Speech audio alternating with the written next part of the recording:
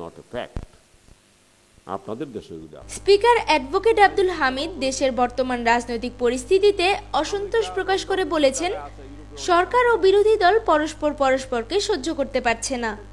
এটা জাতির জন্য মঙ্গলজনক নয়।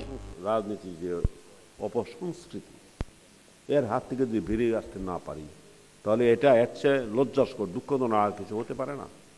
সরকার বিরোধী দল একে অপরকে সহ্য করতে রাজি না। তিনি বিরোধী দলকে সংসদে যোগদানেরও আহ্বান জানান। ইতালি সফররত স্পিকার অ্যাডভোকেট আব্দুল হামিদকে স্থানীয় বৃহত্তর ময়মনসিংহ সমিতির দেয়া এক গণসংবর্ধনায় তিনি এ কথা বলেন। রোমের রবের্তো মালাতেস্তার হলে আয়োজিত গণসংবর্ধনা শেষে সাংবাদিকদের বলেন, তিনি এখনো আশাবাদী এক সময় বিরোধী দল সংসদে আসবে। সময়ের ব্যাপার, একটা সময় আসবে যখন নাকি এগুলি আর থাকবে না, এবং সেই আশায় আমরা থাকবো। আমি সে কথা বলার সুযোগ দিচ্ছি। এখন যদি তারা না আসে, তাহলে আমার কিছু এখানে করার থাকে না, এবং রাজনৈতিক সমস্যার সমাধান আমার পক্ষে দেওয়া সম্ভব না। সরকার আর বিরোধী দলের যে গোলমাল থাকবে সেটা আমি পার্লামেন্টে নিরপেক্ষ সংসদ চালাচ্ছি, এবং পার্লামেন্টে তারা আসলে আমি মনে করি সরকার বিরোধী দল সবাই তারা গেইনার হবে।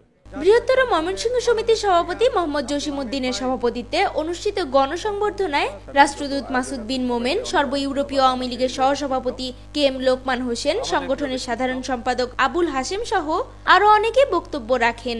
স্পিকার আব্দুল হামিদ দেশে বিনিয়োগ করতে প্রবাসীদের প্রতি আহ্বান জানিয়ে তাদেরকে প্রতি মাসে দেশে টাকা পাঠানোর সময় অন্তত 1 ইউরো করে বেশি পাঠানোর অনুরোধ জানান। রুমে এসে অনুরোধ করে যাচ্ছে যে 200 পাঠাতেন, আমার অনুরোধটা রক্ষার্থে অন্তত 1 ইউরো বেশি পাঠাই দেন। অ্যাডভোকেট আব্দুল হামিদ দেশের মিডিয়া সমূহের কঠোর সমালোচনা করেন।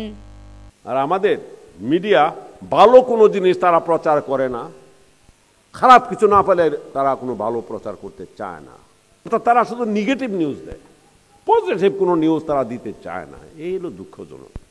এর আগে স্পিকার অ্যাডভোকেট আব্দুল হামিদকে বিভিন্ন সংগঠনের পক্ষ থেকে ফুলের তোড়া দিয়ে বরণ করা হয়। তিনি বুধবার দেশের উদ্দেশ্যে রোম ত্যাগ করবেন। Jumana Mahmud, Bangla TV news, Rome, Italy.